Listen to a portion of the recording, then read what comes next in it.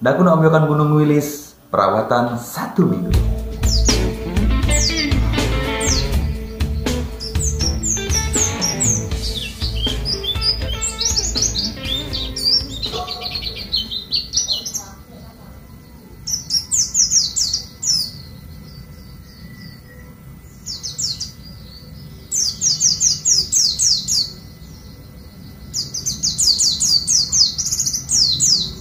Nah cuy, itu tadi ya video singkat Dakun Gunung Wilis yang seminggu kemarin kita pilih-pilih di dapur Ombyokan, atau kita ngombyok jamin jantan di dapur Ombyokan. Jadi kurang lebih seperti itulah gitu.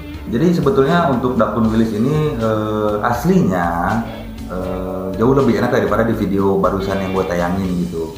Dan itu pun gue ambil videonya beberapa hari ya, karena burung ini masih agak takut kamera, karena burung ini yang seperti kita tahu dari awal kita ngambil juga memang agak giras gitu. Jadi ketika dia dibunyi sendiri tuh sebetulnya udah enak gitu, malas-malas buang materi ya, belajar menata lagu lah ya itu. Dan ketika gue pasang kamera, karena kamera yang gue pakai ini kamera vlog, otomatis dia nggak bisa ngezoom jauh. Jadi gue deketin kameranya dan dia agak takut kamera, agak nervous depan kamera gitu, mungkin karena belum terbiasa ya gitu. Jadi ya kurang lebih seperti itulah. Untuk kedepannya nanti mudah-mudahan dia udah nggak nervous kamera lagi, udah bisa ngeliatin prospeknya dia di depan kamera gitu, biar teman-teman semua tahu dan semakin semangat untuk mencetak bahan Dakun Wilis ini gitu. Ya. Jadi sedikit nanti kita akan bahas bagaimana cara perawatannya, terus pemasterannya. Sebelumnya sih sebenarnya udah gue jelas-jelasin ya, dari kita mencetak bahan yang kintamani, terus bookstall, kurang lebih sama lah ya. Mungkin nanti kita akan bahas ulang karena takutnya nanti teman-teman ada yang belum tahu juga atau belum nonton di konten-konten gue selanjutnya, atau misalkan mau nonton konten gue selanjutnya juga nggak apa-apa ya. Jangan lupa nanti di share juga biar teman-teman peci mania khususnya para pemula bisa tahu gitu kan.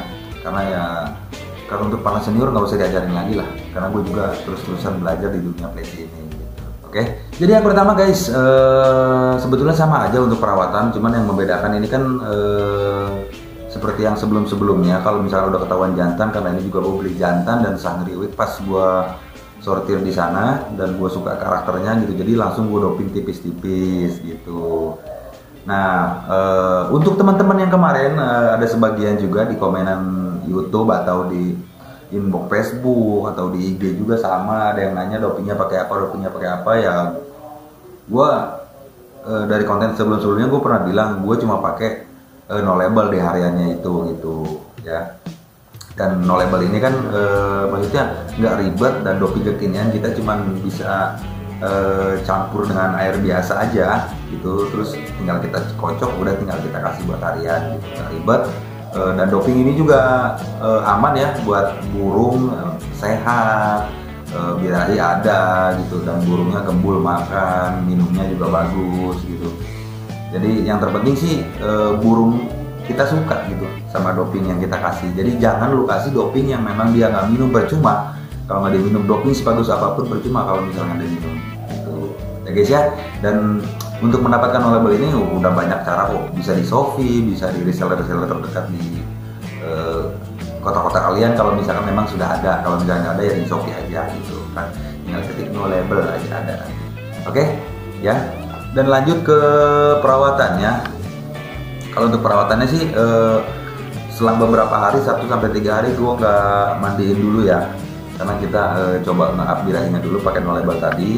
Dan nggak usah terlalu kencang karena si bahan ini kan belum ada materi, yang penting dia ada rangsangan untuk bunyi. Karena kalau kita main kicau itu kan kita main birahi, kalau misalnya nggak ada birahi ya burung juga agak kurang gacor, mungkin juga bunyi cuman ya semaunya aja, seadanya aja gitu.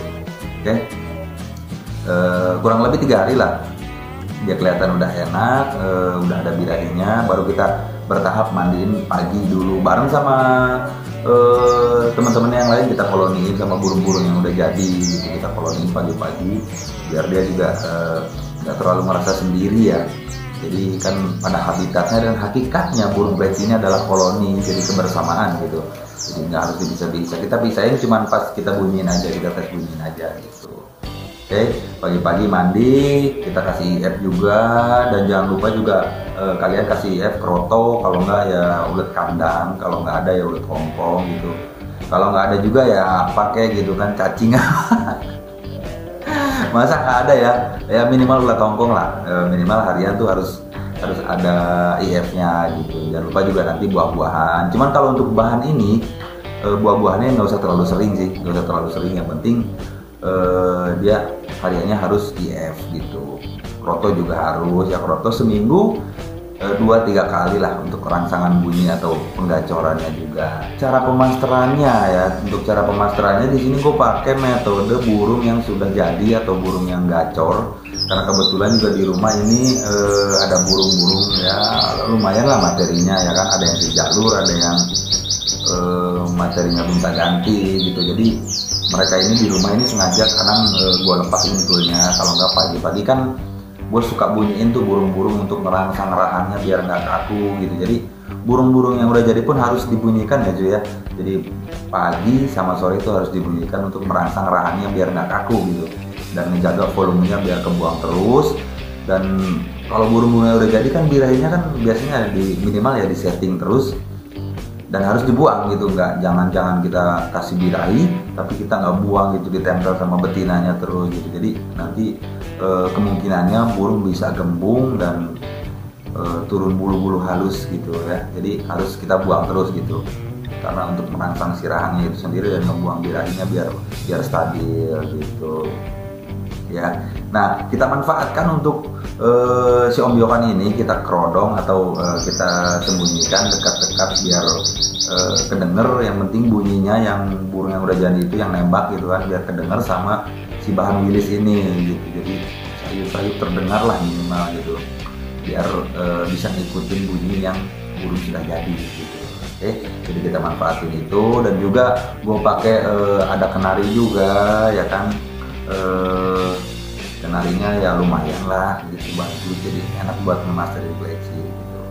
Jadi metode ini sih menurut gua lebih efektif dan lebih cepat untuk memasteri si burung bahan gitu. Jadi pakai burung-burung yang udah jadi, terutama burung pleci juga ya, karena lebih gampang si bahan ini untuk meniru burung sejenis. Tapi kalau misalkan teman-teman mau pakai handphone juga nggak apa-apa, cuman lebih gua saranin sih pakai burung yang udah jadi ya, karena lebih cepet gitu, karena handphone itu untuk penunjang. Kalau misalkan burung bahan ini memang tipikalnya pinter atau prospek, pasti dia akan cepat menyerap materi yang dibawakan oleh burung-burung yang udah jadi tersebut gitu. Dan juga kemarin ada yang nanya juga teman-teman kita dari Pleci Mania, gimana cara mengatasi burung ini loncat di gantangan ya, dan birahinya harus seperti apa katanya gitu. Ada dua hal yang harus kita perhatikan, burung ini masih bahan atau burung ini memang sudah berumur tapi masih memang ada kendala gitu kan. Kalau misalkan bahan mungkin butuh jam terbang biar sering digantang dulu, dilatih di lapangan agar terbiasa gitu. Yang jelas kalau misalkan gua ngelatih bahan itu gua main birahi tinggi ya, karena untuk merangsang si burung ini biar bunyi di gantangan atau gacor di gantangan. Tapi ya minusnya nanti kendalanya mungkin akan loncat, karena ya jam terbangnya belum sering atau tinggi gitu kan, harus sering-sering di koloni di lapangan. Karena akan beda cuy kalau misalkan kita koloni di rumah atau di bawah sama di atas gantangan di arena, itu beda, akan beda gitu kan. Oke. Jadi untuk bahan ini gue main birahi tinggi ya, main birahi tinggi agar mereka tuh bisa bunyi di gantangan gitu. Tapi juga nanti kalian harus bisa ngelihat karakter si burung ini ya. Si burung ini memang ada burung yang digantang itu langsung, kadang ada yang nagen, kadang ada yang ngeban gitu, bahkan juga ada yang loncat-loncat atau ngeriwik atau nggak bunyi sama sekalipun. Nah itu balik lagi ke mental si burung dan karakter si burung. Oke, jadi kalian harus pinter-pinter melihat karakter si burung ini juga. Oke, jadi nggak bisa sama lah, semua bahan itu beda-beda. Dan juga untuk menangani burung yang memang sudah berumur tapi di gantangan masih loncat-loncat gitu kan. Harusnya burung yang berumur ini kalau misalkan kita latih dari muda sih harusnya udah jalan di lapangan dan udah anteng ya. Dan mungkin itu kendalanya nanti di untulan cuy gitu. Karena nanti kalau misalkan kita setting tinggi dan birahinya nggak bisa diredam atau emosinya nggak bisa diredam, ya burung di atas bakal loncat-loncat gitu. Jadi kita harus ingat dua hal ya, kita harus main birahi sama emosinya gitu. Jadi dua ini harus pas ya, dua ini harus pas. Jadi emosinya nggak berlebihan dan birahinya juga pas.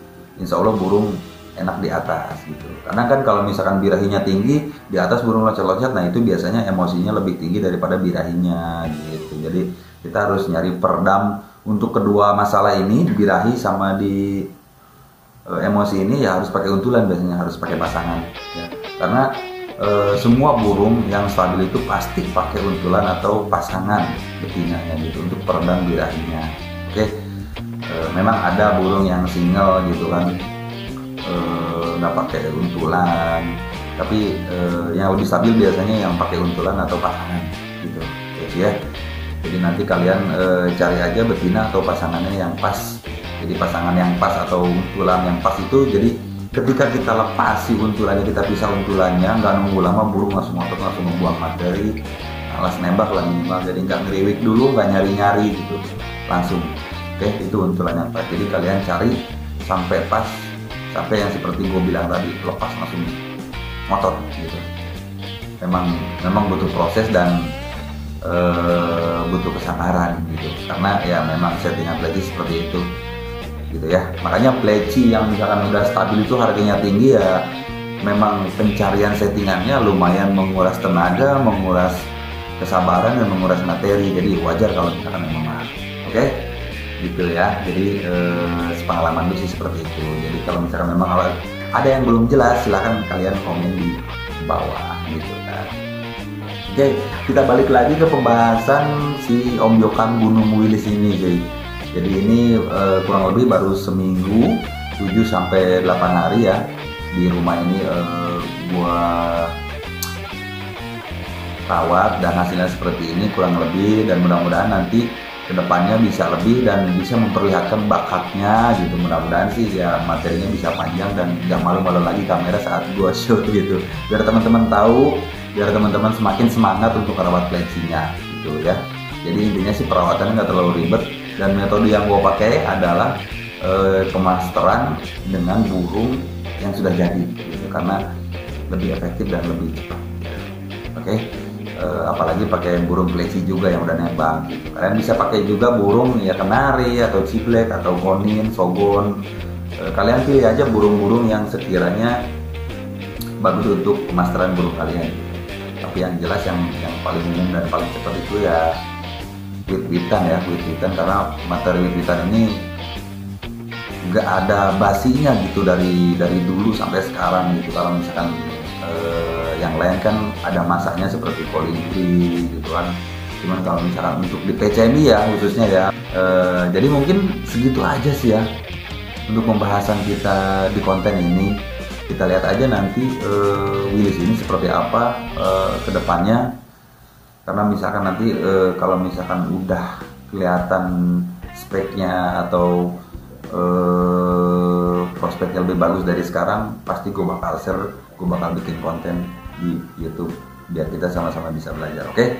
Ingat ya, konten ini hanya untuk belajar bersama, karena gue juga masih belajar, bukan untuk menggurui, karena gue juga bukan guru atau master gitu. Kita sama-sama belajar di sini, kita sama-sama sharing di sini. Kalau misalkan memang ada salah dari omongan, kalian bisa komen, kalian bisa benerin, bisa ingetin gua gitu, karena gua juga masih belajar, butuh masukan dari kalian, butuh kritik dari kalian. Oke?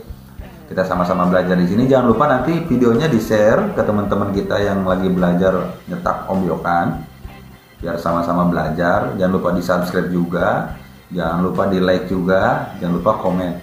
Oke? Jadi kita ketemu lagi nanti di konten selanjutnya untuk pembahasan si ombyokan Wilis ini. Kalau misalkan mau nanya, nggak usah ragu-ragu, langsung aja komen di bawah. Oke cuy, thank you banget buat kalian yang udah stay terus, yang udah ngikutin Japrasan dari awal sampai akhir. Thank you banget gitu untuk dukungannya. Jangan lupa nanti kita ketemu lagi.